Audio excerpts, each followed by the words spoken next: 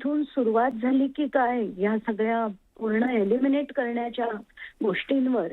कारण हे कसं होतं, हे शेळके 3 भाऊ होते. एक व्यवसाय करतात पुण्याला, एक घराची शेती बघतात. आणि जितेंद्र शेळके जे होते त्यांचं आणि खरातांचं एक मंगल कार्यालय पार्टनरशिप मध्ये होतं. तर आणि त्यांचे बरेच व्यवहार एकत्र होते. त्यांना जर हे झालं असेल म्हणजे हा आय डोंट नो काय म्हणावं याला, घात आहे अपघात आहे आता ते तपासानंतर कळेलच. पण अतिशय डिस्टर्बिंग झालंय की आता काय होत चाललंय तेच काही सुचत नाहीये.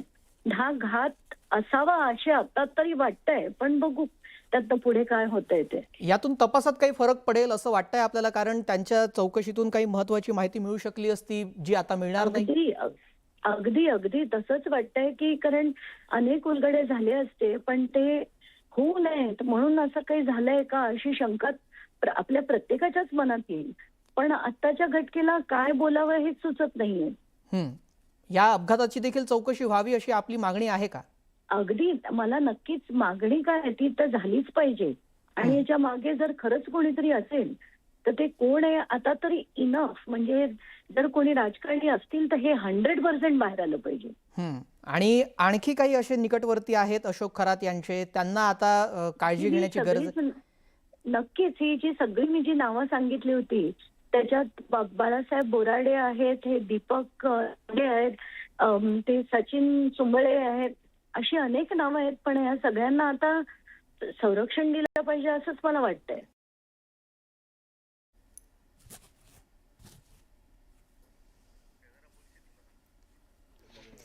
आता शेळकेंचा अपघातामध्ये मृत्यू झाल्यामुळे या प्रकरणामध्ये ज्यांची नावं समोर येत आहेत, ज्यांची चौकशी होणार आहे त्या सगळ्यांना संरक्षण दिलं पाहिजे अशी मागणी अंजली दमानी यांनी केलेली आहे. आणि त्याचबरोबर शेळकेंचा असा जो अपघाती मृत्यू झाला आहे त्यावरून वेगवेगळ्या शंका सुद्धा उपस्थित केल्या जात आहेत.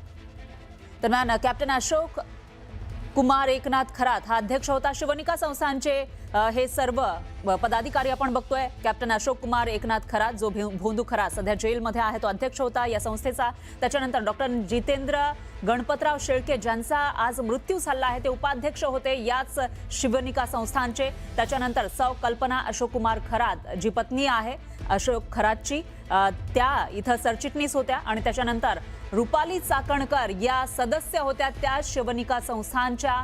आणि याच्यामधला आता एक जे उपाध्यक्ष पदावर होते डॉक्टर जितेंद्र शेळके त्यांचा मृत्यू झालेला आहे. त्यामुळे आता वेगवेगळे प्रश्न या ठिकाणी उपस्थित होताना दिसत आहेत. तर स्वागत. भंडारा जिल्ह्यातील लाखनी या ठिकाणी पुन्हा एकदा गॅस सिलेंडरचा तुटवडा निर्माण झाल्यामुळे नागरिक चांगले संतप्त झालेत. संतप्त नागरिकांनी थेट सिलेंडर घेऊन तहसील कार्यालयावरती धडक देत निषेध नोंदवलेला आहे. काही दिवसांपूर्वी परिस्थिती सुरळीत झाल्यानंतर पुन्हा तुटवडा निर्माण झाल्यामुळे नागरिकांना मोठा त्रास सहन करावा लागतोय.